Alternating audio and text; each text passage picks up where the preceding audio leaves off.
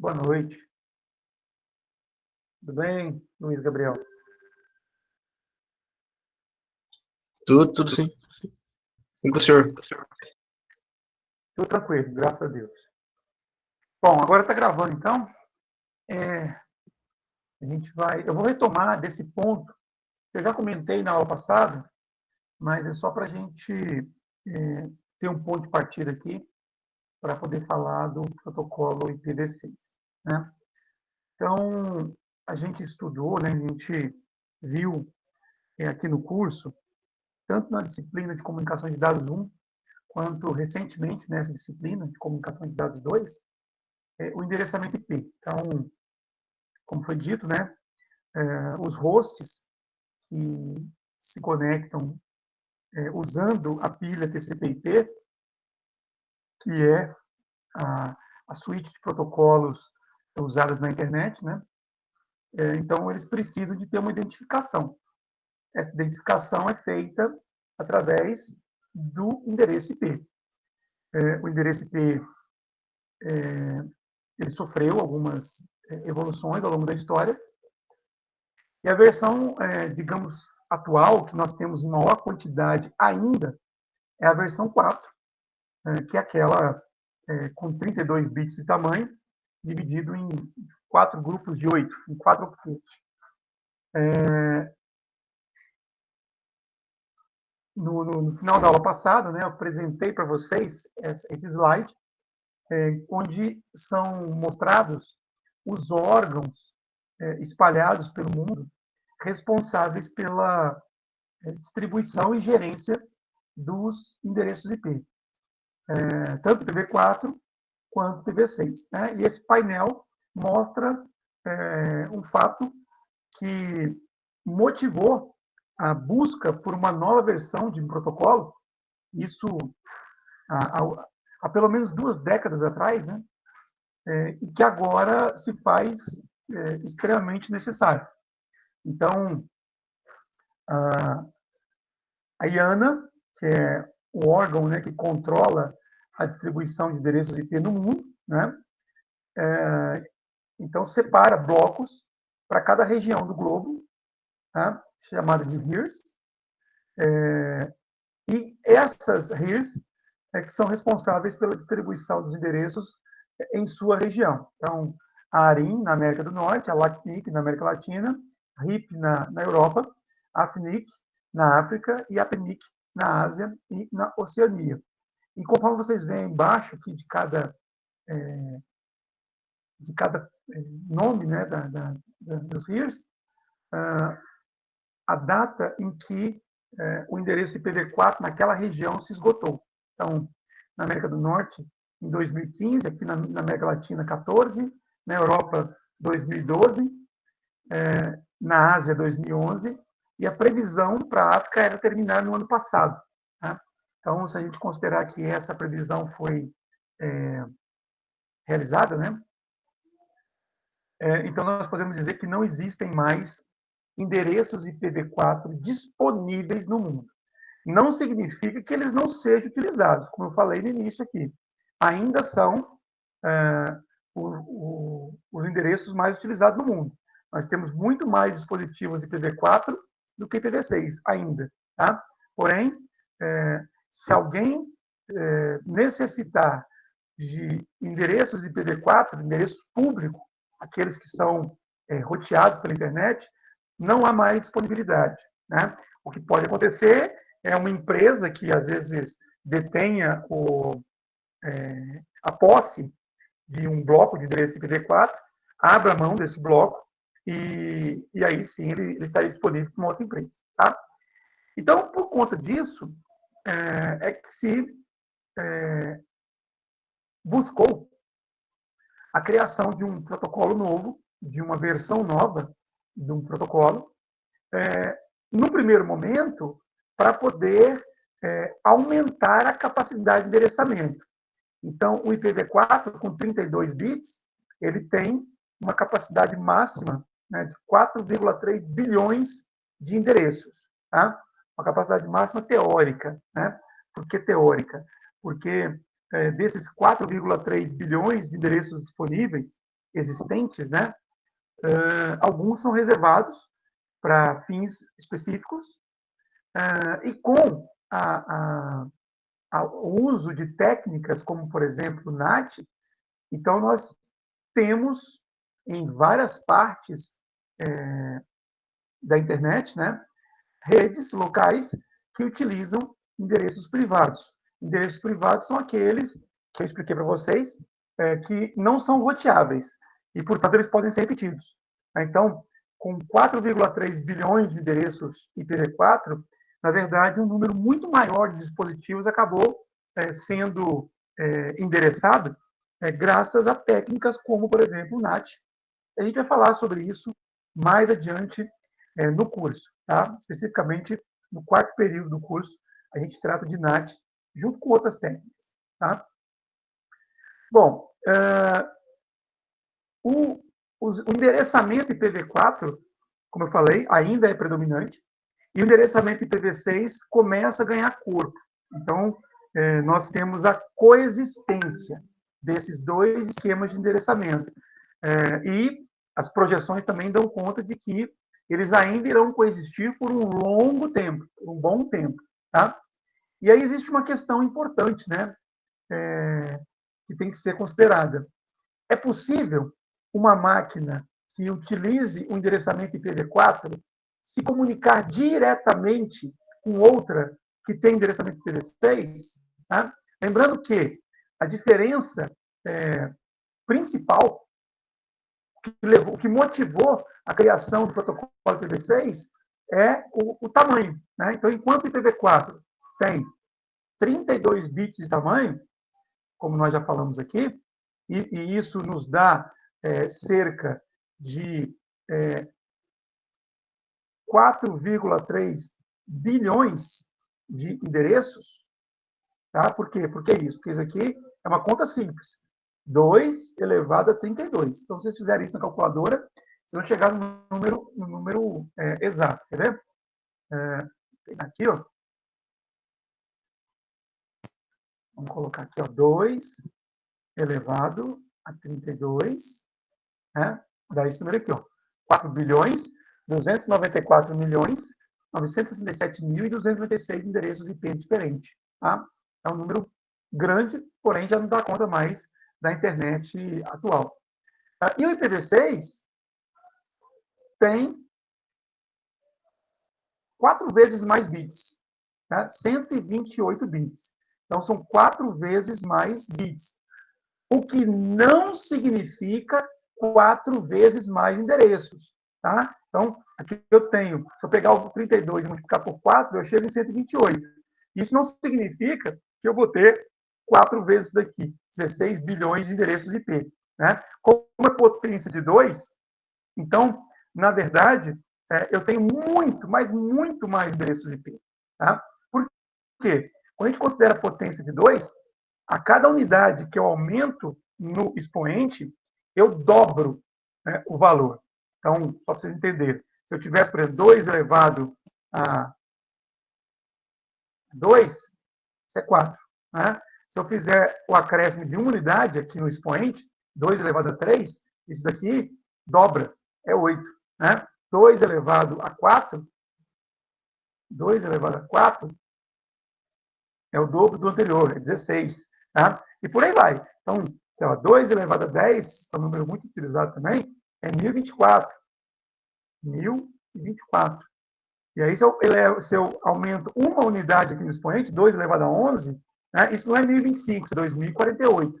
Então, a cada unidade que eu aumento no expoente, eu dobro a quantidade de valores, né, de valores possíveis, de números IP possíveis, né, no caso aqui do nosso escopo, né, do nosso contexto.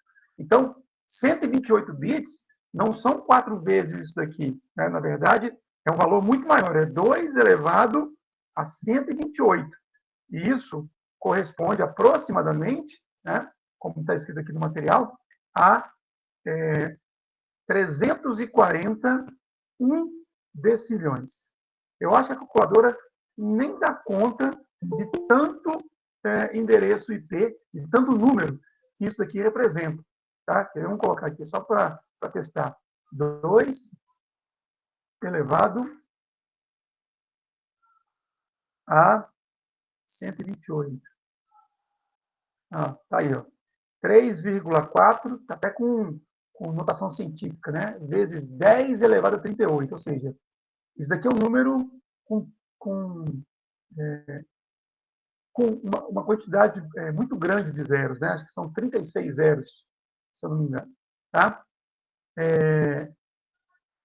Então, a quantidade é muito, mas muito maior do que 4 bilhões. Isso foi projetado intencionalmente, tá? Para isso mesmo. Bom, então, como eu estava dizendo, será que uma máquina que tem endereço IPv4 consegue se comunicar com outra que tem IPv6? Né? E a resposta é, de forma direta, não. Tá? É como se fossem idiomas diferentes. Uma máquina não consegue entender o esquema de endereçamento da outra. Porque exatamente a estrutura é diferente, né? Totalmente diferente. Tá? Então, como é que nós vamos lidar com essa coexistência de endereços de IPv4 e IPv6, né? Agora e no futuro? Tem algumas técnicas disponíveis aí na literatura, outras podem vir a surgir, mas basicamente é o seguinte: a técnica, digamos, mais fácil de implementar é a chamada pilha dupla. Tá? Por que pilha dupla? Né? Lembrando que, quando a gente fala de TCP/IP, nós estamos falando não de um nem dois protocolos, nós estamos falando de vários protocolos. Então, quando a gente estabelece uma comunicação na internet, a gente usa pelo menos 4 protocolos. Tá? Lembrando, o modelo de referência TCP/IP tem 4 camadas: camada de aplicação, camada de transporte, camada de rede, ou camada internet, como alguns chamam, e camada host a rede, né? Ou camada interrede, como alguns também chamam. Essa última é uma combinação das camadas de enlace e camada física do modelo OSI. Tá? Então, quando a gente vai estabelecer uma comunicação, seja qual for a comunicação, a gente usa pelo menos um protocolo da camada de aplicação, um protocolo da camada de transporte, um protocolo da camada de rede e um protocolo da camada host a rede. Tá? A camada de aplicação, a gente usa o protocolo de acordo com o serviço que a gente está utilizando. Por exemplo, se nós estamos pedindo uma página web, é provável que o protocolo a ser utilizado seja o HTTP, né, que aparece aí na barra de navegação dos navegadores. Ou HTTPS, que é uma versão segura do primeiro.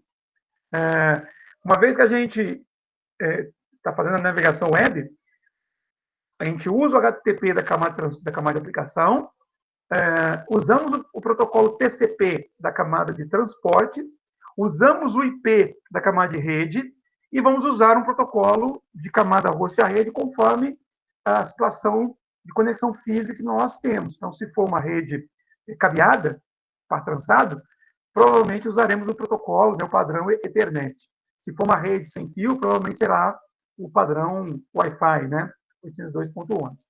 Então, o uso de vários protocolos, né, para uma comunicação é chamado por alguns autores de pilha dupla, de pilha. Tá? Então, nós temos uma pilha de protocolos que é utilizada para uma comunicação.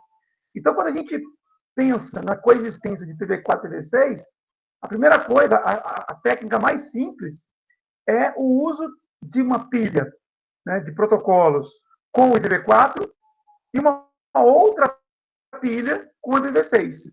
Tá? Por isso, pilha dupla. Então, a máquina de origem, ao estabelecer contato com o destino, né, a primeira coisa que ela vai ter que saber é qual a versão do protocolo IP que está sendo usado no destino.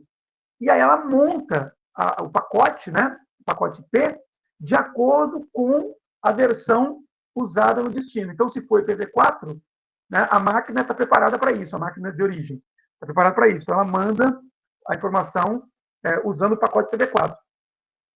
Se o destino for IPv6, então é enviado no formato IPv6. Tá?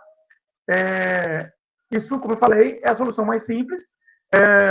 De maneira geral, nos nossos dispositivos, nós temos suporte para as duas pilhas de protocolo, tanto IPv4 e IPv6. Se vocês abrirem aí as configurações de rede da máquina de vocês nesse momento, Provavelmente vocês estarão com as duas pilhas instaladas, tá? Porque é a forma mais simples, tá? É a mais simples, porém, não necessariamente a mais eficaz, a mais eficiente, tá? Por quê? Porque antes do envio, a máquina precisa fazer esse processo de identificação de qual é o protocolo, a versão do protocolo usada no destino, tá? Normalmente, o que acontece é a máquina envia no formato PV6, tá? E se não tiver êxito na comunicação, ela envia no PV4. Porque, na verdade, para ela poder estabelecer qual é o protocolo que o destino está usando, não tem outra forma, se não tentar. Então, ela tenta o PV6, que é mais moderno, e se não der certo, ela tenta o PV4. Ela manda para o PV4. Então, isso gasta tempo. Acho que vocês conseguem visualizar isso, né? Isso gasta tempo, por isso a performance não é a melhor. Numa situação como essa, não há problema de comunicação. Qualquer máquina consegue se comunicar com qualquer outra. Tá? Uma outra forma é o tunelamento. O tunelamento ele consiste basicamente no seguinte: eu tenho a origem que utiliza uma versão do protocolo, por exemplo, PV6, tá? E o destino também usa a mesma versão, por exemplo, PV6. Só que, no caminho entre origem e destino, o pacote PV6 tem que passar por uma rede que trabalha com uma versão diferente. A figura aqui está errada, tá? Trabalha com PV4. Vou até colocar em inglês aqui, que aí vocês vão ver que deve ser algum problema na hora de fazer a tradução. O tradutor não se deu conta de que a rede de cima era PV4. Mas a ideia é essa. Então, eu tenho origem e destino que usa a mesma versão do protocolo, porém, o pacote, ele eventualmente passa por alguma rede intermediária que utiliza a outra versão do protocolo. Tá? E aí, nesse caso, então, é realizada uma técnica chamada de tunelamento. Tá? Basicamente é o seguinte: o pacote no formato IPv6, por exemplo, ele é colocado dentro de outro pacote IP na versão 4, no caso. Tá? E poderia ser o inverso também. Tá? Eu poderia ter duas redes IPv4, né? Se comunicando, duas máquinas IPv4, passando por uma rede IPv6. Olha aqui, ó. Como eu tinha dito, ó, eu tenho aqui a máquina de origem que só sabe conversar IPv6, o destino também só IPv6, e entre eles o pacote tem que passar por uma rede onde só se fala IPv4. Tá? Como as estruturas são diferentes, seria impossível, né, os elementos que estão aqui entenderem a estrutura do IPv6. Então, o que se faz? Para que isso funcione, os roteadores que estão na borda dessas redes precisam ser pilha dupla. Precisam entender tanto de IPv4 quanto de IPv6. Tá? Então, o roteador ele recebe então, o pacote no formato IPv6, ele verifica que do outro lado só se fala IPv4. Então, o que ele faz? Ele pega o pacote IPv6 e embrulha esse pacote, embala esse pacote numa outra roupagem, né, na estrutura do IPv4. Então, ele faz o que a gente chama de tunelamento, porque, na verdade, entre os dois roteadores, a comunicação está acontecendo usando o IPv4. Tá? Porém, dentro desse pacote IPv4 está encapsulado um pacote PV6. Né? A gente fala que é túnel, porque é como se fosse um cano PVC, ou um tubo de PVC opaco, né? De maneira que eu não consiga ver o que está passando ali dentro. Eu sei que tem algum fluxo acontecendo ali dentro, tá? Mas se é água, ou se é algum outro líquido, ou até mesmo algum sólido, né? Sei lá, bolinhas de gude dentro do tubo, né? Eu não consigo visualizar. Então, a gente considera que é um túnel. Né? Quem é que enxerga a informação? Quem está nas pontas, nas extremidades. E quem são esses elementos? Os dois roteadores. Tá? Então, os dois roteadores conseguem visualizar que aqui dentro está circulando um pacote PV6. Agora, qualquer outro elemento aqui nessa rede não irá enxergar esse pacote PV6. Né? Quando ele atinge o outro lado do tubo, do túnel, então o roteador de borda, que também tem que ser pilha dupla, pega esse pacote, que, na verdade, esse roteador encaminhou para o outro, né? Aqui, no caso, o pacote IPv4 que foi usado para fazer o tunelamento, ele não está endereçado ao destino final. Por quê? Porque o destino final não tem endereço IPv4. Ele tá endereçado a esse roteador. O roteador, então, recebe o pacote IPv4, ele abre o pacote IPv4, que é para ele, e quando ele observa o conteúdo, ele enxerga que ali dentro tem um pacote IPv6. Ele analisa o que tem que ser feito, então encaminha para o destinatário. E esse processo vai, né, acontecer nos dois sentidos, tá? Tanto da esquerda para a direita, quanto da direita para a esquerda. Tá? A terceira técnica é chamada de tradução. Então, eu tenho uma máquina IPv6 querendo se comunicar com uma máquina IPv4. Isso é diferente da situação aqui. Aqui eu tenho a máquina IPv6 querendo se comunicar com outra máquina IPv6. Porém, entre elas, existe um caminho que é IPv4. Aqui, eu tenho a máquina IPv6 querendo falar com o IPv4. E, como eu tinha dito, não é possível comunicação direta. Eu preciso de algum elemento que entenda dos dois protocolos para poder fazer aqui, no caso, uma tradução. Tá? Como é que funciona isso? Diferente do tunelamento, onde eu pego um pacote IPv6 e coloco dentro do pacote IPv4, aqui isso não funcionaria, porque mesmo que eu pegasse o pacote criado aqui, colocasse dentro do pacote IPv4, direcionado para essa máquina, a máquina conseguiria entender o pacote IPv4, iria abrir, só que ao analisar o conteúdo interno, ela não saberia do que se trata, porque é uma estrutura criada no padrão IPv6. Então, o que o roteador faz? Né? E aqui é usada uma técnica chamada NAT64. NAT porque é a mesma ideia, não é a mesma coisa, não é da mesma forma, mas é a mesma ideia do NAT convencional. O que o NAT convencional faz? Pega o endereço privado e traduz no endereço público, e vice-versa. Tá? O NAT64 pega um pacote IPv6 e traduz em um pacote IPv4, e vice-versa. Tá? Basicamente, o que ele faz é abre o pacote IPv6 que foi criado por essa máquina, tira o conteúdo, tira os dados que estão lá e coloca dentro do pacote IPv4 direcionado para essa outra máquina aqui. E quando o sentido da comunicação se inverte, o processo também é invertido. Tá? Alguma pergunta, pessoal? Uma dúvida até aqui? Deixa eu botar em português de novo.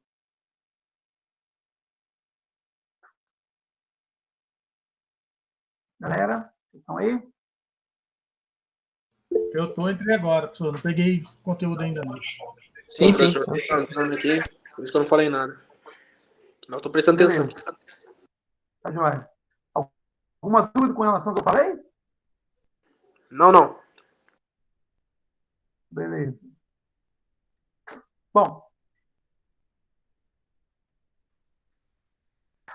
não sei se vocês já viram, né? Mas quando a gente faz essa comparação entre IPv4 e IPv6, né? Surge uma dúvida, né? Bom, o IPv4 é uma sequência de 32 bits dividida em 4 grupos de 8. Né? Então, um endereço típico IPv4 seria isso aqui, ó, 128.10.15.35. Né? Vou colocar um outro valor aqui, ponto 12. Tá? Esse 128 em binário seria isso aqui, ó. Começando com 1 e seguido de zeros. O 10 em binário seria isso aqui. 4 bits zeros à esquerda. Depois a sequência a sequência 1010.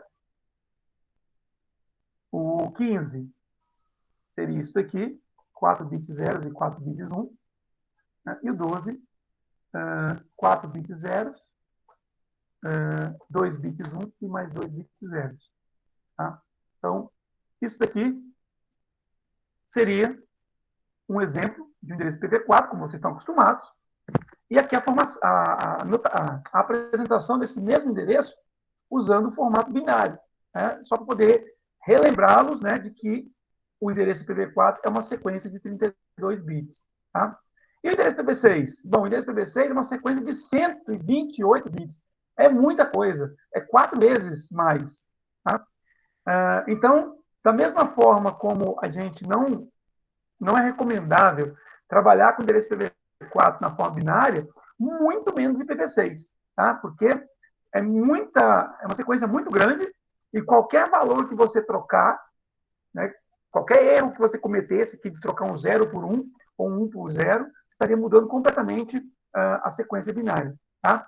Então, existe um formato, só que o formato também não é igual ao do IPv4, tá? Eu não trabalho com grupos de octetos. Eu não trabalho com grupos de 8 bits, tá? No IPv6, eu trabalho com um negócio chamado de hexteto, tá?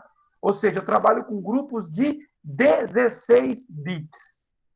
Mesmo que a gente fizesse um agrupamento como esse, 16 bits, né? Então, o IPv6 trabalha com grupos de hextetos. Tá? Um hexteto são 16 bits. 16 bits. Né? Se eu tenho 128 bits e vou dividir isso daqui em grupos de 16, quantos grupos eu teria? Quantos grupos seriam? Quem sabe?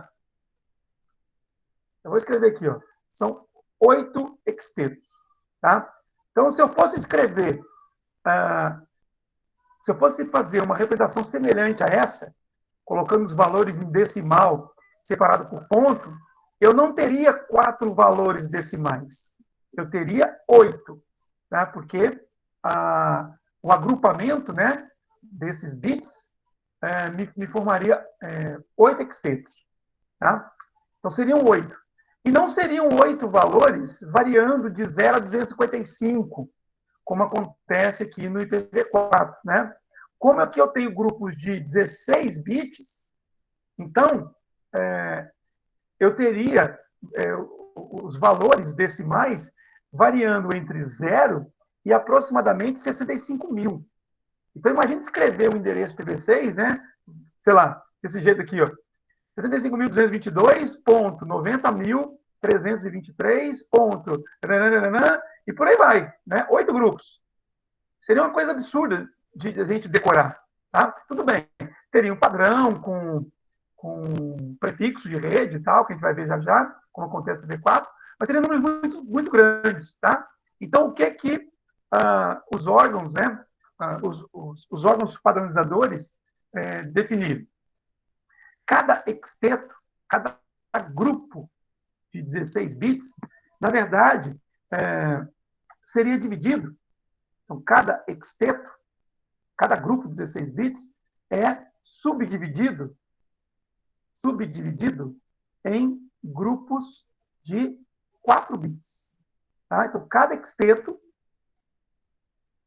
é dividido em grupos de 4 bits. Né? Se cada hexteto tem 16 bits, e eu vou dividir isso em grupos de 4, eu teria, então, 4 dígitos, né? 4 valores. Tá?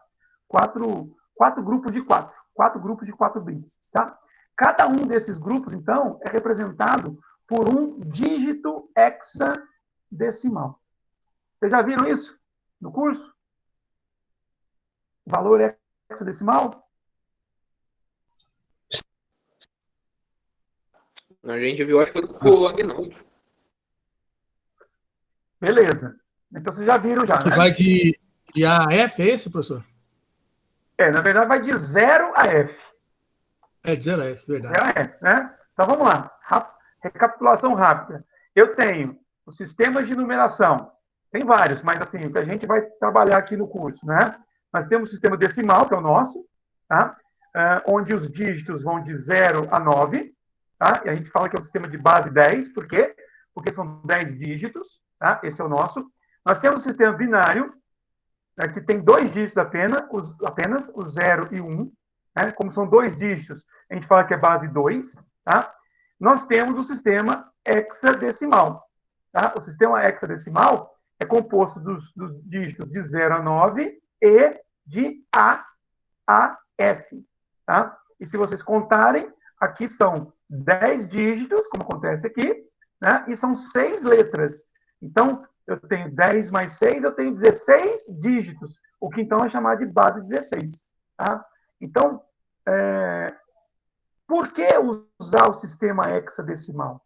Porque essa ideia que eu mostrei agora há pouco, de representar endereço IP V6, que é composto de 128 bits, colocar isso na notação decimal, geraria valores muito grandes. Uma outra alternativa, que eu não mostrei aqui, poderia ser manter os grupos de 8. Só que aí eu teria não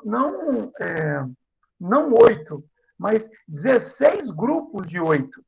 Então seria isso daqui 16 vezes, o que seria um troço também complicado a gente memorizar. Imagina, cada valor desse varia de 0 a 255. Eu tenho 4 no endereço IPv4. Se fosse o IPv6, eu teria 16 valores como esse. Tá? Então, o que eles resolveram? Bom, vamos criar uma quantidade menor de grupos, menor que eu falo, no sentido de tentar estender isso daqui. Se eu fosse estender essa representação, eu teria 16 valores. Então, seriam muitos grupos. Tá? Então, eu quero um número de grupos menor. E não formar valores muito grandes. Se eu fosse converter os 16 bits que compõem cada hexteto, converter para decimal, eu teria valores na casa aí no intervalo de 0 a 65 mil. Falei agora há pouco. Então, a ideia é usar dígitos hexadecimal. Tá? Então, eu pego cada hexteto, que é um grupo de 16 bits, eu divido em 4 grupos de 4 bits. Cada grupo de 4 bits vai corresponder a um dígito. Cada grupo de 4 bits vai corresponder a um dígito hexadecimal. Tá? Como eu tenho 4 grupos de 4 bits, então eu tenho 4 dígitos hexadecimal representando cada hexteto. Né? Falando assim, pode parecer muito complicado, tá? Mas vamos lembrar o seguinte, vamos fazer aqui uma revisão também de conversão de base. Eu tenho 4 bits. Né? Se eu fosse escrever o 0 decimal, em binário, considerando um grupo de 4 bits, como seria isso? Imagina aí. O 0 decimal em binário, considerando 4 bits. 0000. 4 bits 0, muito bem. Tá. Tá? E se fosse 1, como é que seria? Se fosse 1, como é que seria em binário? 0001? 0001, muito bem. E se fosse o 2, como é que seria em binário? 0011? 0011? Não sei, eu acho que E o 3? Não, o 2 é 0010, não é não? 0010, muito bem. Né? E o 3 seria o que, então? 00. Aqui sim é 001. Tá? Gente, essas conversões aqui são simples. Tá? É importante vocês, quanto antes, terem isso na cabeça, porque vão aparecer diversas situações onde essa conversão precisa ser feita e você toda hora precisa pegar uma calculadora para poder fazer esse tipo de conversão aqui, não dá. Tá? São conversões simples. Então, é importante vocês lembrarem. Lembrar de quê? Lembra do peso dos bits, gente. Olha só. Bit mais à direita, peso 1. Vou até colocar aqui também, de novo. Ó, esse bit aqui tem peso 1. O vizinho dele tem peso 2. O próximo tem peso 4. O próximo tem peso 8. Como são 4 bits só, é relativamente fácil fazer a conversão. Né? Então, ou fazer a conversão de decimal binário. Então, para formar 1, né, eu tenho 4 bits. Eu tenho que ligar, né, qual dos bits. Eu tenho que colocar em 1 qual dos bits. O que tem peso 8, se eu fizesse isso, o valor não seria 1, seria 8. Né? Então, não pode ser 0. Tem que ser o bit de peso 4? Não. O de peso 2? Não. O de peso 1? Sim, é ele. Porque esse bit tem peso 1. E para fazer o 2, qual bit que eu tenho que ligar? Qual bit que eu tenho que colocar no valor 1? O que tem peso 2? Está aqui, ó. Peso 2. Ok, Israel? E só é ele. Porque Ok. se eu ligar os dois últimos, eu estou considerando o peso 2 e o peso 1. 2 mais 1 dá 3. Então, esse aqui é o 3. Tá? E o 4? Como é que é o 4? Uma sequência de 4 bits. Como é que seria o 4? 0100. Tá vendo? Quando você bota o peso aqui em cima, aqui, fica mais fácil, né? E o 5? 0101. 0101. Muito bem, tá vendo? 6, 0110. 0110. Então, isso aí.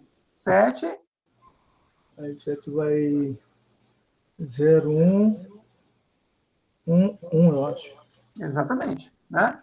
4 mais 2 mais 1 dá 7. Né? E o 8? 1000. 1000. Só acendi o bit de peso 8. E o 9? Nossa, aí vai regaçando tudo. Subiu o peso, né? Lá em cima, né? 100. 1100, 9? Não, 1001. Não pode ser 1, porque eu estaria considerando os dois primeiros pesos, né? Aí daria 12. Aí daria 12, né? Então já seria o 12. Foi Ok? Eu não 1001. sei quem é que falou 100, mas entendeu por que não é isso? Sim. Tá? Então, 101. Tá? Deixa eu botar aqui em tela cheia. Bom, por que eu estou mostrando para vocês? Porque, olha só, com 4 bits, eu não fiz ainda todas as combinações. Tá? Então, por exemplo, o que seria? Ó, essa sequência aqui, ó, 1010. Ela apareceu aqui em cima aqui? 1010 apareceu aqui? Não Não. apareceu em lugar nenhum, né? Não. Né? Então, quer dizer, com 4 bits, eu posso representar outros valores além dos valores de 0 a 9. Né? Quanto que vale 100 em decimal?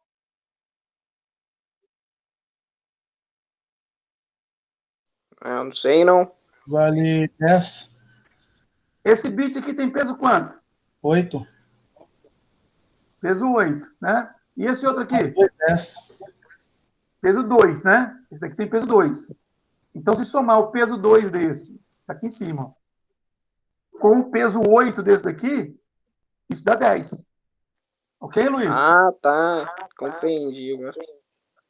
Ok? Né? Como é que seria o 11 em decimal? Em binário, aliás.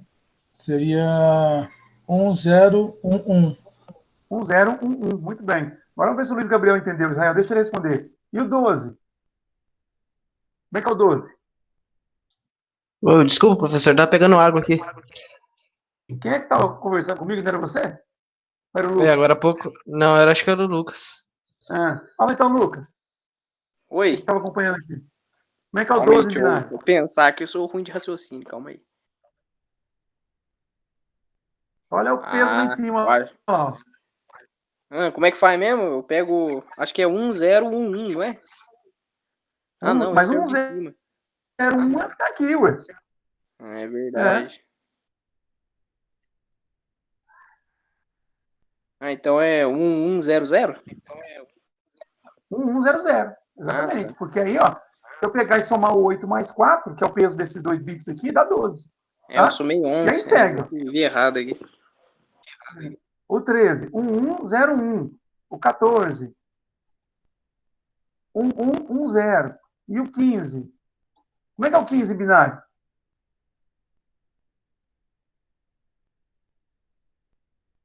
Quem responde? 1. Os 4 bits 1. Tá? Então, olha só.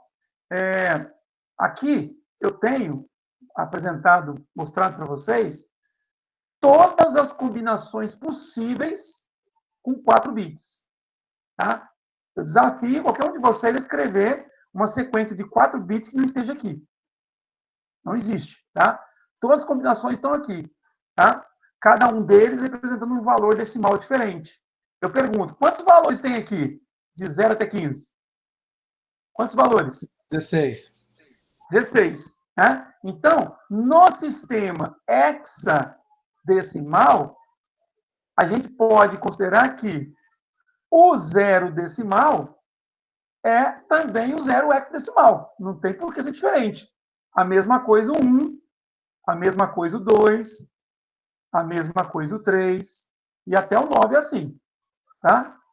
Até o 9, a representação é igual. Tá? Então, assim, o zero hexadecimal equivale a zero em decimal e equivale a 0000 em binário. Tá? A mesma coisa vale para o 1, para o 2, para o 3, para o 4, para o 5, para o 6, para o 7.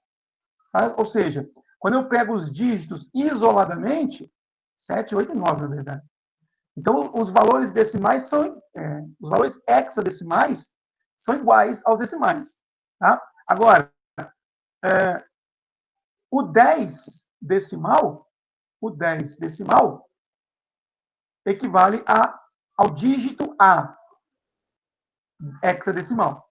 Tá? Então, eu disse para vocês, hexadecimal vai de 0 a 9 e de A a F. Então, está aqui, ó, 0 até 9, A, B, C, D, E e F. Tá? Então, por que os projetistas do endereçamento PV6 escolheram grupos de 4 bits? Porque é exatamente a quantidade de bits que eu preciso, no mínimo, para poder representar dígitos hexadecimais. Então, quando eu pego uma sequência qualquer, né, quando eu pego um hexteto, cadê? Quando eu pego um hexteto que tem 16 bits, tá? E divido em grupo de 4 bits, cada grupo de 4 bits pode ser representado por um dígito hexadecimal. Portanto, cada hexteto, já que vão ser 4 grupos, então eles vão ser representados por 4 dígitos hexadecimal. Tá? Aí, se eu pegar e dar uma olhadinha aqui, ó, fica evidenciado isso. Então, endereço IPv6 tem 128 bits. 128. Tá? Escrever essa sequência é algo trabalhoso. Então, o que se faz? Divide isso em hextetos. Quantos hextetos? 8 hextetos. Né? Se eu pegar, como eu mostrei aqui agora há pouco, ó, se eu pegar e dividir os 128 bits por 16, né? 16 é o tamanho de cada hexteto. Cada hexteto tem 16 bits. Então, octeto, 8 bits. Hexteto, 16 bits. Então, se eu pegar o tamanho do endereço IPv6 e dividir pelo tamanho de um hexteto, eu vou ter a quantidade de hextetos. São 8. Tá? Então, ó, cada X desse aqui é um hexteto. Então, observe que entre os hextetos, eu tenho aqui um separador, né, os 2 pontos. Tá? E é assim que a gente escreve o endereço IPv6 mesmo. Então, são hextetos separados por 2 pontos. É diferente do endereço IP, que a separação é um ponto, em IPv4. Né? IPv4 usa ponto para separar um octeto do outro. IPv6 vai usar 2 pontos para separar um hexteto do outro. Tá? Cada hexteto é formado por 4 dígitos hexadecimais. Né? Corrigir isso aqui, hexadecimais. Então, olha só. Cada hexteto é um conjunto de 4 dígitos hexadecimais. Isso daqui não é o zero decimal. Isso aqui é o zero hexadecimal. Cada valor desse daqui, né, cada dígito hexadecimal é um conjunto de 4 bits. Então, cada valor desse aqui, cada zero desse daqui, na verdade, é uma sequência de 4 bits. No caso, 4 bits zeros. Então, como eu tenho 4 dígitos hexadecimais, e cada dígito é representado por 4 bits, então aqui eu tenho 16 bits. Exatamente o tamanho do hexteto. Hexteto tem 16 bits. Tá? Então, cada hexteto varia de 0000 hexadecimal até FFFF hexadecimal. Ou seja, um hexteto é um conjunto de 4 dígitos, então pode ser 4 zeros, pode ser 3 zeros e um dígito 1, né? 3 zeros e um dígito 2, e aí tem uma variação enorme, né? Até 4 dígitos F. Tá? Seria um hexteto. Então, todos os hextetos aqui, são 8, podem variar de 0000 até FFFF. Tá certo? Então, por exemplo, esse primeiro... Só um segundinho, Israel. E cada dígito do hexteto é um dígito hexadecimal. Cada dígito desse é uma sequência de 4 bits. Então, se eu pegar esse primeiro zero, né, ele, na verdade, é uma sequência de 4 bits zero. Se eu pegar esse primeiro F, ele é uma sequência de 4 bits 1. Conforme eu mostrei aqui para vocês, né? Ó, o F são 4 bits 1. O 0 são 4 bits zeros. Está sendo mostrado aqui. Então, quer dizer que se eu pegar um hexteto, são 4 dígitos hexadecimais, eu vou ter, na verdade, 16 bits. Então, é de tudo 0 até tudo 1, né, em binário. Ou tudo 0 até tudo F em hexadecimal. Ok? Pode falar, Israel. Então, por exemplo, nesse primeiro bloco aí que tem de 00 até FF, ela pode ser, por exemplo, 1, 2, 3, 4, ou 1, 2, FA, ou 1A, F2. Isso, exatamente. Qualquer combinação formada pelos dígitos de 0 a 9 e A a F. Qualquer combinação. Tá certo? Eu vou mostrar aqui vários exemplos na aula de hoje, mas é isso mesmo que você falou. Que aí cada bloco desse comporia ou compunharia? Não sei. Comporia. Comporia o IPv6, seria os 8... O endereço IPv6 é a sequência toda, 8 hextetos. Entendi. Tá? E cada hexteto é uma sequência de 4 dígitos hexadecimais. Tá? De todo modo, fica difícil para decorar o IPv6, né, professor? Sim, é grande, mas assim, essa foi a solução, Israel, digamos assim, pelo menos entre os especialistas, a melhor solução que eles encontraram para representar o IPv6, né? Uma cadeia não tão longa como seria se eu colocasse octetos, que aí seriam 16 octetos, que seria ainda maior, e uma cadeia que não tem valores tão grandes, né? Por exemplo, 65.535, um valor bastante grande para a gente decorar. Então, é uma cadeia, digamos, intermediária, ela é o dobro do tamanho do IPv4. O IPv4 são 4 valores, aqui são 8, tá? E a formação faz com que os dígitos, né, sejam de 000 até FFF. Então, não surgem valores tão grandes aqui, né? Então, do ponto de vista seria... de representação. O IPv6 ele chega a ser maior ainda que o MAC address, né, professor? Sim, o MAC address tem 48 bits. É muito maior. Né?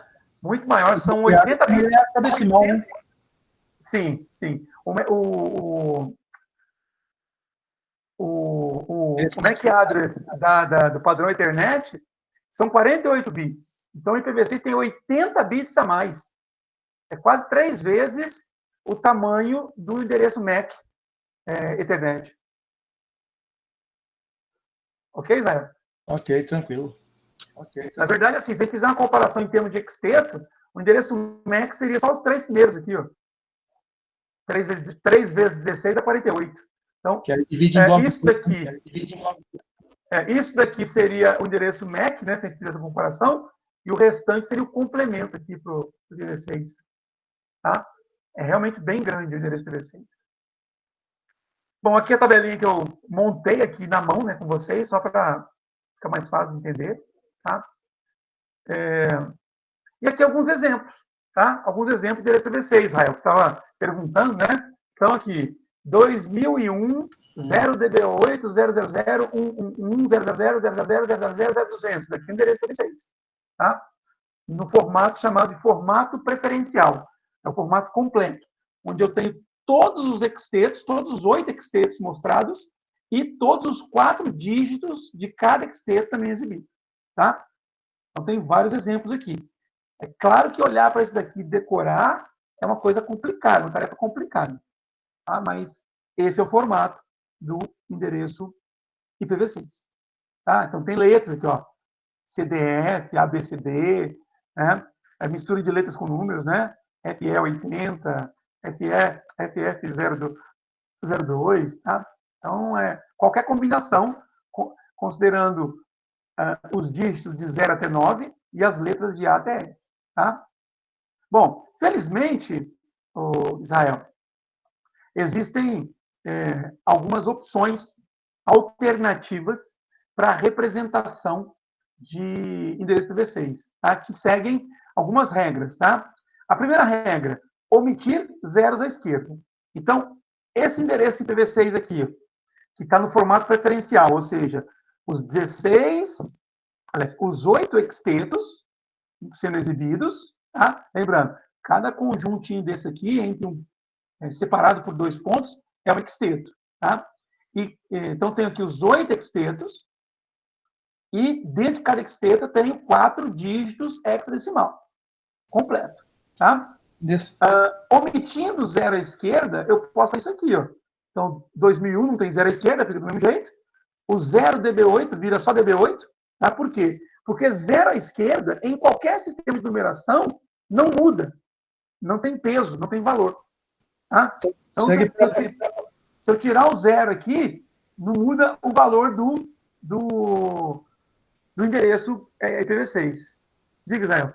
Ele segue, então, basicamente, nesse ponto aí, ele segue a regra do IPv4, né? Por exemplo, IPv4, a gente, vamos supor, 127.001. Então, não precisa dizer 127.000.000. Isso, exatamente. Então, ele inibe aqueles zero à esquerda. Isso, mas é importante saber o seguinte, a representação omite o zero à esquerda, mas a máquina, na verdade, não está tirando, tá? Então, quando a máquina vai enviar um pacote endereçado ou destinado a essa máquina aqui, ela não vai tirar os zeros à esquerda. Isso é só a representação para nós, seres humanos. Tá? É como eu tenho falado com você. Pega o endereço IPv4 e converte ele para binário. Então, aqui tem o 10. Se eu pegar o 10 e converter na calculadora, vai dar isso aqui. Ó. Mas o que eu faço? Eu coloco os zeros à esquerda. Por quê? A máquina vai sempre enviar grupos de 8, no caso do IPv4. Tá? Então, omite-se o zero, porque para nós não faz diferença, mas a máquina preenche de zeros à esquerda quando for enviar. A mesma coisa acontece aqui. A gente pode omitir, porque para nós não faz diferença, mas a máquina, quando for enviar o pacote para esse endereço, ela vai preencher aqui, nesse lugarzinho aqui, com 4 bits 0, para poder completar o exteto. Tá certo, Israel? Tranquilo, professor. Então, aqui, olha, o terceiro exteto são 4 dígitos 0. A gente pode colocar só um. Tá? Só um. Não precisa colocar todos os 4. Aqui eu não tenho zero à esquerda, então tem que ser na íntegra. Né? Aqui, de novo, 0, 0, 0. Então, tudo 0. E o 0, 200 também eu tirei o 0. Então, essa é uma opção, né? Uma opção alternativa, né? Uma forma alternativa de representar esse endereço IPv6. Se você mandar um pacote para esse endereço aqui de cima ou esse de baixo, é a mesma coisa. Tá? Isso veio só para facilitar para nós não termos que digitar muita coisa. Bom, infelizmente, existe ainda uma outra regra. Aqui outros exemplos, tá? Depois vocês olham. Outros exemplos também omitindo zeros à esquerda. Tem vários. Tá? Vários. Lembrando que só posso omitir zero à esquerda. Se tiver, aqui no caso, eu tenho zero à direita, eu não posso tirar. Tá? Olha aqui, ó. Aqui eu tenho um zero no meio. Eu não posso tirar. É só zero à esquerda. Tá? Aqui eu tenho 2 zeros à direita. Eu não posso tirar. Tá? Aí, ó. E se eu tiver um número IPv6 que é tudo zero, eu posso apresentar assim, 0, 2.0, 2.0, 2.0, né? 8 vezes o 0. Tá? Bom, tem uma outra regra que vai fazer com que a forma de apresentação seja ainda menor, que é omitir todos os segmentos zero. Então, se eu tiver um exteto que é todo zerado, eu posso omitir. Olha só. Aqui, o endereço no formato preferencial. Aqui no meio, o mesmo endereço, retirados os zeros à esquerda. E aí, perceba que aqui, ó, formou uma sequência de 3 extetos iguais a 0. Eu posso simplesmente suprimir isso daqui. Ó. Sumiu. Tá? Então, ficou 2001, ficou DB8, ficou esse 0 aqui, ficou esses 4 dígitos 1, tá? e depois o hexteto 200. E entre o 1111 e o 200, não ficou nada. Ficaram 2 pontos duplos, né? Duplo 2 pontos. Isso daqui é o chamado formato compactado. Tá? E qualquer dispositivo que interaja com essa notação, ele sabe que aqui é uma sequência grande de zeros. Tá? Inclusive, Israel, você ia perguntar alguma coisa aí? Ele sabe até quantos hextetos estão ali. Tá? Porque, como aqui no formato compactado, nesse exemplo, foram exibidos 5 hextetos, né? Então, lembrando, o hexteto é cada valor aqui separado por 2 pontos. Então, tem um hexteto aqui, 2001, tem outro hexteto aqui, DB8, tem esse hexteto, que é 0, esse daqui, tudo 1, e esse daqui, que é 200. Então, tem 5 hextetos, né? 5. Sabemos que o número IPv6 ele é formado por 8 hextetos. Então, quando eu olho para esse formato compactado e vejo de forma explícita 5 hextetos, eu sei que os outros 3 estão aqui. E são 3 hextetos zerados. Tá? Eu só posso omitir hexteto que seja composto apenas de bits zeros. Tá bem? Você ia perguntar alguma coisa, Israel? Professor, eu estou observando ali, ó, na linha do meio, você tem 3 zerados, ok? Sim. Eu estou observando que ele tem ali 3 2 pontos. E lá embaixo ele está omitindo com 2 2 pontos. Tem alguma coisa em relação? Ou é porque ele está dentro desse intervalo ali? Não. A quantidade de hexteto que eu vou omitir não está relacionado com a quantidade de pontos que eu coloco aqui. Na verdade, só existe essa possibilidade. 2 pontos, 2 pontos. Tá? E só pode aparecer uma vez. Só pode aparecer uma vez no número compactado. Tá? Então, um duplo 2 pontos só pode aparecer uma vez. Por que uma vez? Porque a partir dessa restrição, eu consigo saber, Israel, quantos hextetos estão embutidos aqui. Basta contar o que está explícito e subtrair de 8, que é o total de hextetos. Então, se eu tivesse, por exemplo, 2001, 2 pontos, 200, ele entenderia que o restante está tudo dentro dessa supressão. Isso, e que seria tudo zero. Entendi. Tá? Olha só, vou mostrar outros exemplos aqui, ó. Professor. Oi, Otávio. O senhor pode voltar no exemplo anterior? Pois não. No terceiro octeto, hexteto, tem um 0, por que ele não foi omitido? Então, eu posso fazer essa omissão apenas de uma parte do endereço. É o que eu ia mostrar agora aqui, ó. Aqui no caso, omitir esse 0, você não ganharia muita coisa, né? Não ganharia muita coisa. Tá? Mas aqui, ó, perceba, eu tenho um endereço IPv6 que tem aqui 2 hextetos seguidos, consecutivos, iguais a 0, seguido de um hexteto que não é zerado, depois vem 2 hextetos zerados. Tá? Então, no formato omitindo zeros, isso aqui. Aí eu falo assim, olha, eu posso omitir todos os 4? Não, porque eles não são consecutivos. Tá? Então, eu poderia colocar 2 pontos aqui e 2 pontos aqui na frente? Também não, Otávio. Sabe por quê? Porque como a única forma de compactar que foi homologada, né, que foi definida, é usando um duplo 2 pontos, eu não conseguiria saber, vou até escrever aqui, ó. Se eu fosse escrever esse endereço aqui, ó, dessa forma, ó, 2001, DB8, 2 pontos, ABCD, 2 pontos, 100, tá? Se fosse, não é, tá? Se fosse permitido usar isso 2 vezes, eu teria um problema aqui de ambiguidade, tá? Ou seja, eu perguntaria para você, se você olhasse só para isso daqui, Otávio, eu perguntaria, quantos hextetos zerados tem aqui? Se você não estivesse vendo isso aqui. Poderia ter 3 de um lado e 1 do outro, poderia ter 2 em cada lado. Exatamente, Israel. Entendeu, Otávio? Então, eu não posso usar isso aqui 2 vezes, porque senão eu não teria condições precisas de saber quantos hextetos tem aqui e quantos tem aqui. Tá? Porque, olha só, eu tenho 1, 2, 3, 4 extetos sendo exibidos de forma explícita. 4. Estão faltando quantos? 4. Poderia ter 4. Estão faltando 4, né? Estão faltando 4. Quer dizer, poderia ter, como Israel falou, poderia ter 3 aqui e 1 aqui. Ou 3 aqui e 1 do lado de cá. Ou 2 aqui e 2 aqui. Tá? E aí são endereços diferentes. Né? Você concorda comigo? São endereços diferentes. Mudaria completamente o endereço. Né? Isso. Então, quando você for escrever o endereço de forma compactada, caso ocorra situação como essa, de sequências de extetos zerados, tá? Mas não contínua, como é o caso aqui, você vai ter que optar. Qual que você vai compactar?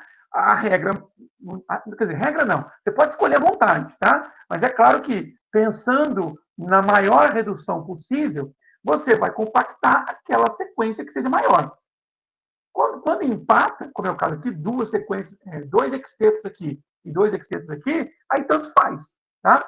Mas se eu tivesse, por exemplo, uma sequência, por exemplo, começa aqui, ó, 0, 0, 0, aí vem o ABCD, depois 0 e 0, né? 1, 2, 3, 4, 5, 6, 7, 8, tá? Quer dizer, eu posso compactar aqui e posso compactar aqui. Somente um dos dois, tá? Qual das duas seria a melhor escolha?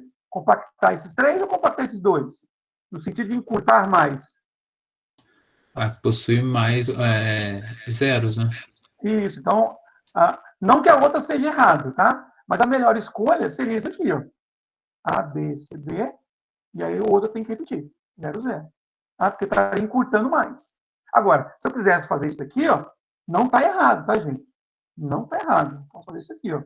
0, 0, 0, A, B, C, D, 2 pontos, 2 pontos. Tá? Essas daqui são 2 formas diferentes de se representar o mesmo endereço IP. Vocês conseguem visualizar isso? Sim, sim.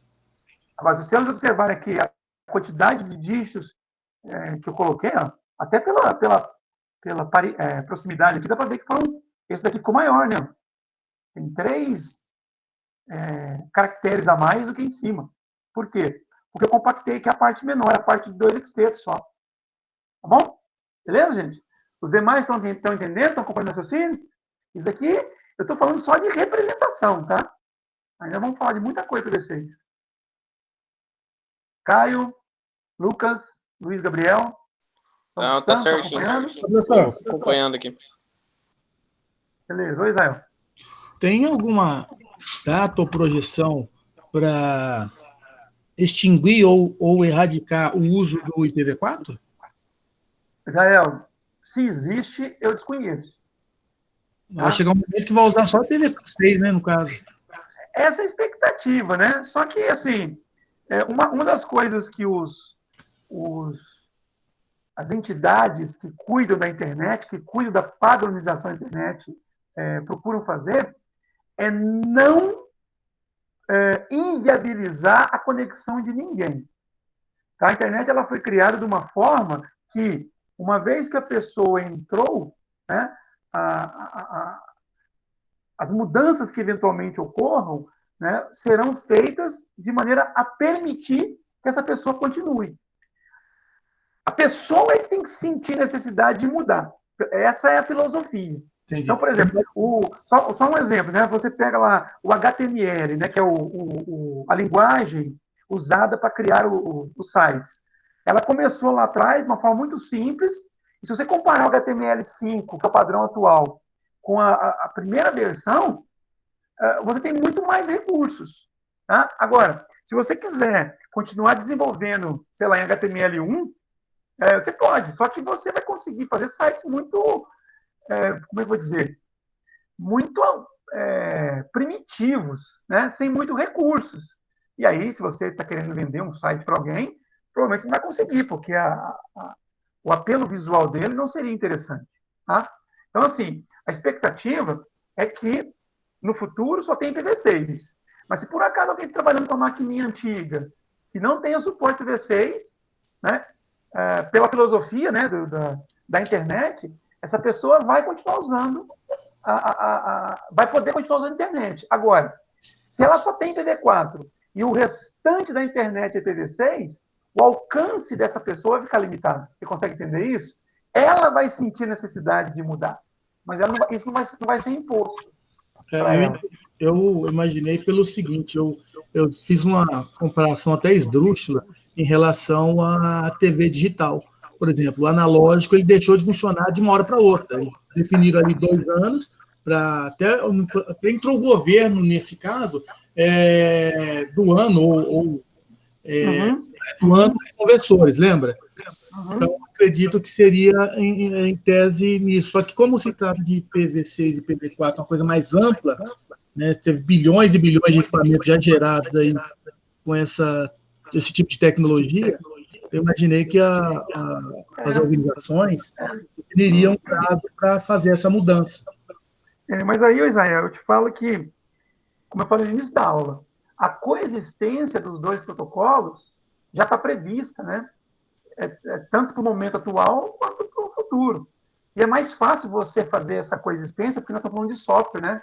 Protocolo nada mais é do que software, do que você fazer uma coisa dessa usando aí sistemas de transmissão de radiofrequência diferente, enfim, de técnicas de modulação diferente. Então, é mais complexo você fazer, tipo, uma conversão de sinal digital para analógico.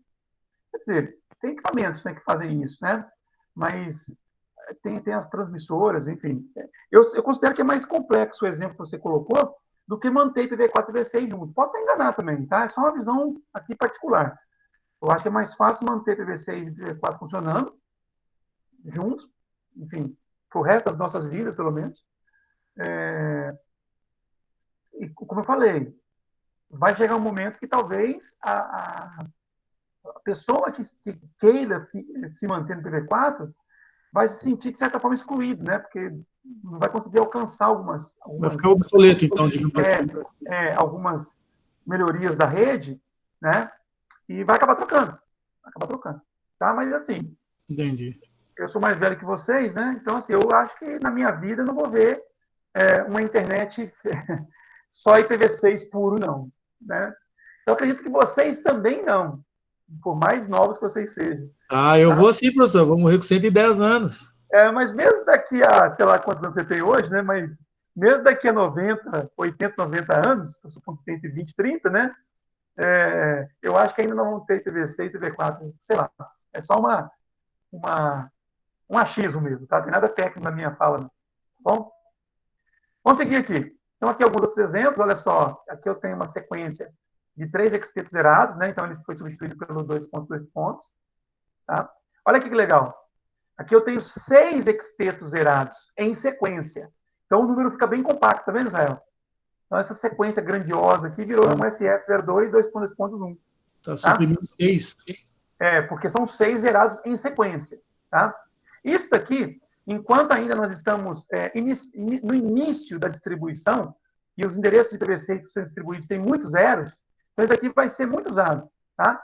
Com o passar do tempo, quando esses endereços estiverem sendo usados com maior demanda, números IPv6 com muitos zeros talvez não serão tão comuns. E aí a gente vai ter que usar o formato, um dos dois formatos aqui de cima. Tá? Aqui um outro exemplo.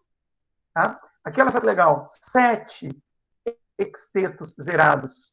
Só o último exteto é que tem um dígito diferente de zero. Como é que eu escrevo compactado? Olha, 2.2.1. Tá? E é importante também a colocação dos 2 pontos no local correto, tá? 2.2.1, 2.2.1 é diferente de 2.2 pontos. Vocês conseguem enxergar isso? Sim, sim. Tá? Todo mundo consegue enxergar que são coisas diferentes? Sim. Aqui eu tenho os... Né? Vamos lá. O IPv6 tem 8 extetos. 8. Se eu estou exibindo 1, quer dizer que 7 foram omitidos. Né? Então, quando os 2 pontos aparecem, o duplo 2 pontos aparece antes, quer dizer que os 7 extetos zerados estão à esquerda, como está aqui. Se eu colocasse depois, quer dizer que os 7 extetos zerados estariam à direita. Tá? que muda completamente a representação, o valor que eu estou representando. Tá? E olha só isso daqui, Israel. Tudo zerado. É mais fácil que escrever IPv4. Porque IPv4 tudo zerado seria 0.0.0.0, certo? O IPv6 tudo zerado, olha que legal. 2 pontos. 2 pontos. Pronto. Se eu não exibir nenhum exteto, quer dizer que ele é todo zerado. Tá? Então apesar do tamanho, né, 128 bits, essa estratégia que o pessoal inventou de poder representar o endereço IPv6 de forma compactada, em alguns casos, faz com que a representação seja menor até do que o IPv4. Tá? Otávio, falar alguma coisa? Não. Beleza. Alguém tem uma pergunta? Não. Uma coisa que eu estou observando aqui, eu digitei IPv6 no Google, tem uma entidade, né, da NIC-BR que eles criaram, IPv6.br. Tem sim. Eles fizeram isso. Tem um livro. Tem sim. Esse livro era gratuito há um tempo atrás. Até eu tenho ele lá na escola, no campus, esse livro. Era gratuito para download, né? Se você procurar aí, talvez você vai Aqui o achar. PDF, eu baixei ele aqui, eu estou vendo. Inclusive, o NIC-BR, não sei se vocês estão vendo ainda, eles promoviam treinamentos gratuitos de IPv6. Eu sei, professor, do NIC-BR. Da última vez que nós entramos, acho que, não sei se foi na sua aula, se não foi na do Guinaldo, que comentou sobre o NIC.br. Aí eu entrei no site, comecei a ver aqui, eu até me inscrevi em 2 cursos, com direito a certificado. Isso. E pode virar a AC. Isso, muito bem, isso aí. Mas eu estava te falando que o curso de IPv6, nos tempos normais, né, pré-pandemia, eles faziam de forma presencial. E assim, eu cheguei a fazer, quando eles ofereceram o curso aqui de Santa Rita de Sapucaí, né, perto aqui de onde fica o campus da escola. Mas em Belo Horizonte tem várias ofertas do curso de IPv6, ou Israel. Tem. São Paulo, Campinas, então assim, o pessoal faz isso no intuito de divulgar ao máximo, né, os conhecimentos acerca do IPv6 para que ele possa ser implantado o mais rapidamente possível. Tá? A última vez que eu olhei, tem até um gráfico que mostra o grau de implantação do IPv6 no Brasil. A última vez que eu olhei, estava assim, coisa na casa assim, de 10% só. Então, em todo o Brasil, apenas 10% das redes eram IPv6. Ou eram não, usavam IPv6, que às vezes pode ser pilha dupla também. A última vez que eu olhei, estava na casa de 10%. Não sei se isso aumentou de lá para cá. Então, eles vão fazendo um trabalho bem interessante para divulgar ao máximo esse novo protocolo. Tá? Aqui, pessoal, olha, um formato errado, né? Então, se vocês baterem um olho no endereço IPv6 e encontrar um duplo 2 pontos em 2 ou mais posições, isso está errado, tá? É um erro de digitação de alguém. E se vocês forem escrever, tomem cuidado para não fazer isso, tá? Lembra que o professor Kleber falou isso na cabeça de vocês. Então, não quero ninguém escrevendo IPv6 que use o duplo 2 pontos em mais de um local, não. Tá? Vamos seguir. Bom, nós estamos chegando aqui no final da aula de hoje. Então, eu vou fazer aqui um pouquinho dessa atividade aqui e eu libero vocês, tá? A gente vai precisar marcar uma data de prova, viu, gente? Vamos conversar sobre isso agora? Pode deixar um pouco para frente, professor. Não, sim, mas ainda esse mês eu gostaria de marcar essa prova. Hoje é dia 5, o mês para nós termina no dia 27, né? É o último dia que nós teremos aula de comunicação de dados 2. Podemos marcar para esse dia? 27 de novembro? Uma sexta-feira? Pode. Pode ser? Então fica agendado, tá? Fica agendado. Aí a prova é pelo Cisco Network mesmo, né? Então, a prova eu vou fazer agora num formato diferente do semestre passado, viu, Luiz? Vai ser pelo Moodle? Isso. O André está usando o Moodle com vocês? Está fazendo. Tá. Sim. Tá, isso. Tá, eu vou aproveitar o cadastro de vocês e poder colocar lá. Então, vocês terão condições de fazer a prova dentro de um período de 5 dias, tá? A semana do dia 27, tá? Só que vai ter um tempo limitado, né? O tempo vai ser o tempo equivalente a uma aula presencial, né? Ou seja, 2 horas, tá? As nossas aulas presenciais seriam em torno de 1h40. Então, abriu a atividade, tá? 2 horas para poder fazer. Então, organizem-se para que na hora que você abrir, você dê conta de fazer, porque não tem segunda tentativa, tá bom? Uhum. Então, seria até o dia 27 para vocês fazerem a prova. Beleza? Ok. Combinado, então, né? Combinado. Maravilha. E Vamos qual que brincar aqui um pouquinho. Oi, pode falar. Qual que vai ser o valor dessa prova? Eu tenho que olhar aqui o planejamento que eu fiz, mas, se eu não me engano, eu separei 7 pontos para provas, então essa prova seria metade, né? 3,5. Mas eu vou confirmar isso e aí eu comunico, eu vou agendar isso lá no Google Sala de Aula, inclusive, e aí eu já comunico, inclusive, o valor exato da prova, tá? Quem Certo? perguntou foi o Lucas? É o Lucas. Tá? Certo? Mas eu tenho quase certeza que é 3,5 que ela vai valer, tá? E os capítulos vão ser o 6 e o 7. O 6 nós já encerramos, tá? Que é o capítulo para camada de rede. E o capítulo 7 é esse que a gente está trabalhando, que eu estou terminando com vocês, tá? Bom, vamos lá. Vamos brincar comigo aqui, ó.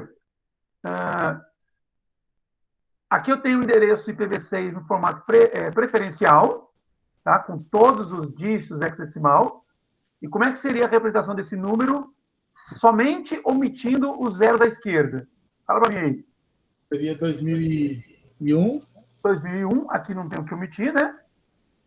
2.0 no caso. Eu digitei aqui, ele não deixou. 2001. Tá? Aqui seria o quê? 0. Sacanagem, tá pegando aqui o que eu já digitei, né? E aqui? No terceiro aqui, o que tem que ser? Vai ser DB8. DB8, beleza. E aqui, no quarto externo? Aí não tem nada, eu acho. 111. Aqui não tem nada para igual mesmo. não tem nada para tirar, né? Não tem nada para tirar. E aqui? Fala aí, Lucas. Aí é tudo 0, eu acho. Não. Tudo 1, 0, 0, né? 1, 0. 0 só. Né? E aqui? É 1, 0 também. Isso. E aqui? Aí é 1, 0 também. 1, 0 também. E aqui? Aí eu acho que 200. é 200. 200. Você vai tirar o 0 à esquerda. Tá? Então, aqui no caso, eu só tirei os zeros à esquerda. Agora, e o formato compactado? Como é que seria? 2001. 2001. Vou clicar, não vai aparecer a resposta. 2.0. 2. Isso. DB8. Isso. 2.1111. Uhum. 2.2.200. Isso, exatamente. Tá? Agora não apareceu, só porque eu falei que ia aparecer. Fazendo pirraça. Sacanagem, né? Vamos lá, 2001. Aqui, ó. 2001, 0, TB8, 2.2, 200, tá? Então, lembrando, eu até poderia omitir do lado de cá, seria uma alternativa. Tira esse 0 daqui, né? Só que aí eu seria obrigado a colocar esses 3 zeros aqui, porque eu só posso usar essa estrutura de duplo 2 pontos uma vez, tá? E aí não iria encurtar tanto, né? Então seria uma forma compactada, digamos, menos eficiente. Beleza? Show. Bom, aí tem vários aqui, tá? Depois vocês façam aí para exercitar. Recomendo que vocês façam, tá, gente?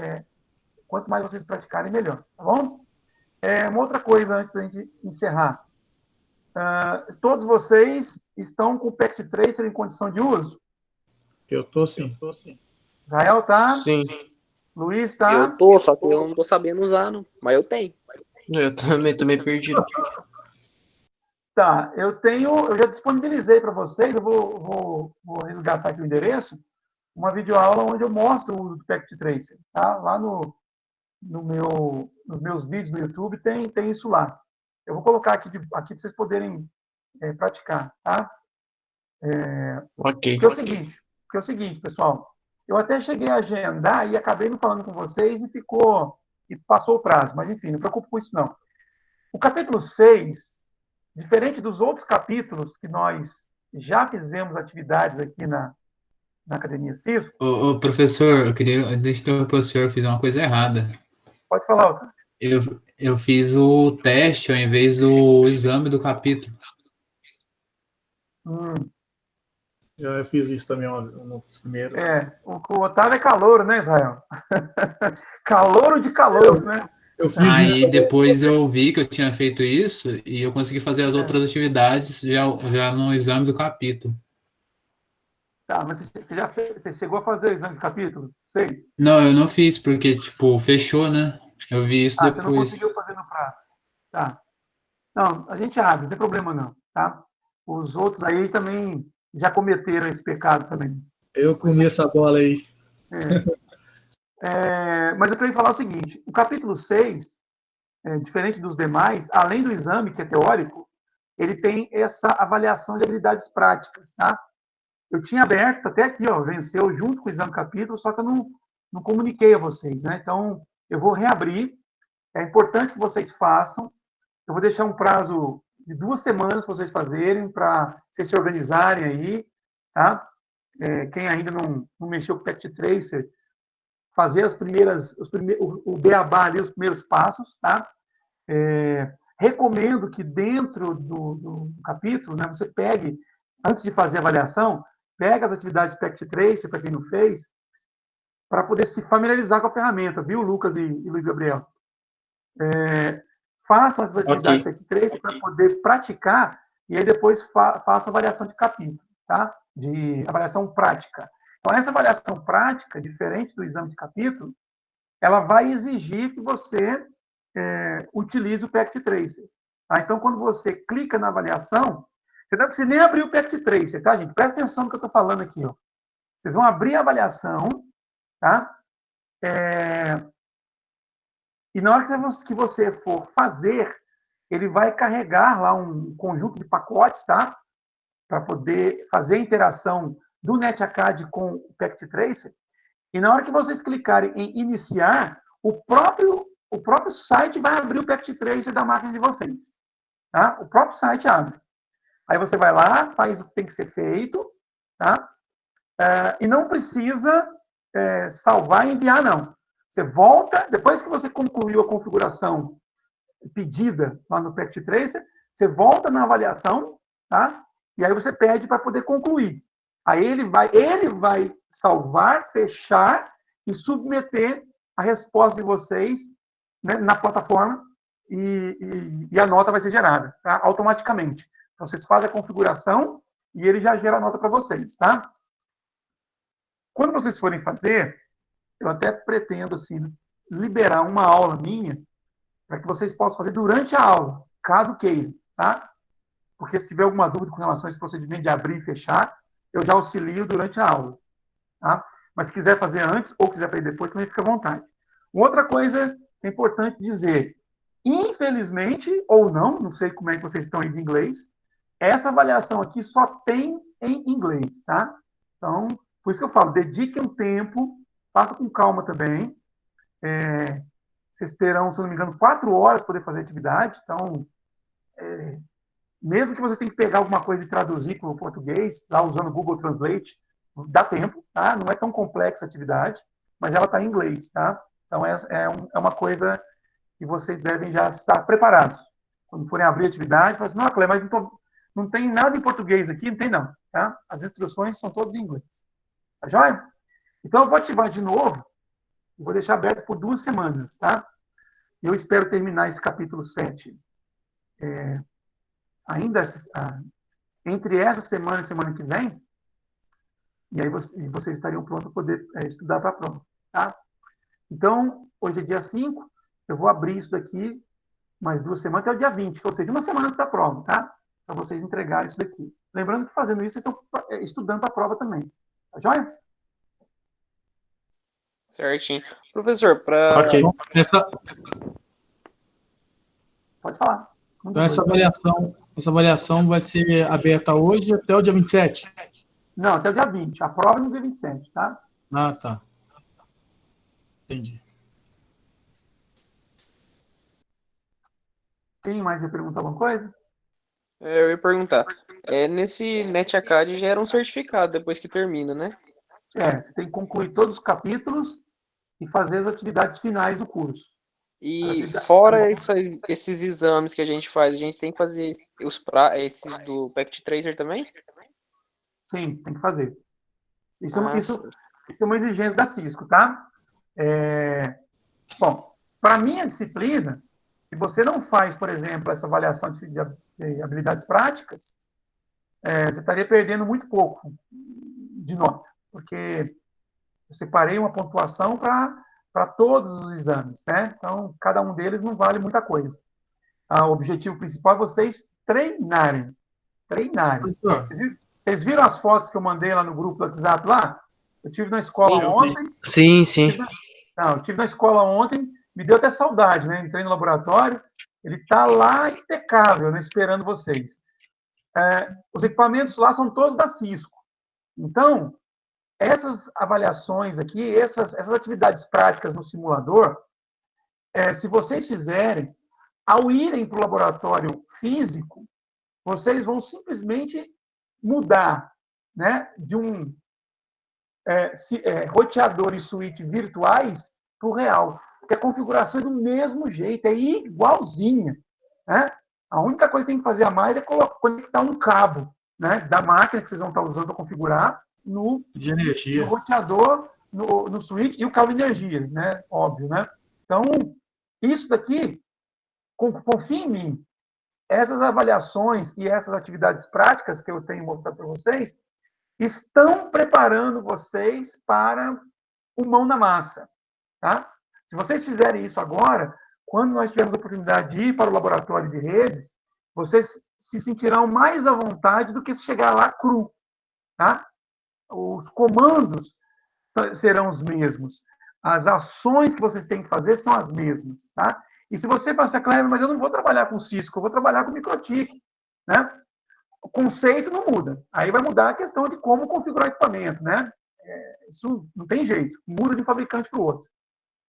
Mas o conceito é o mesmo. O que você tem que fazer é o mesmo. Se você praticou em um fabricante, adaptar para outro é somente entender qual é a interface dele e onde clicar ou dar comandos nesse equipamento do fabricante. Tá? Israel, perguntar uma coisa?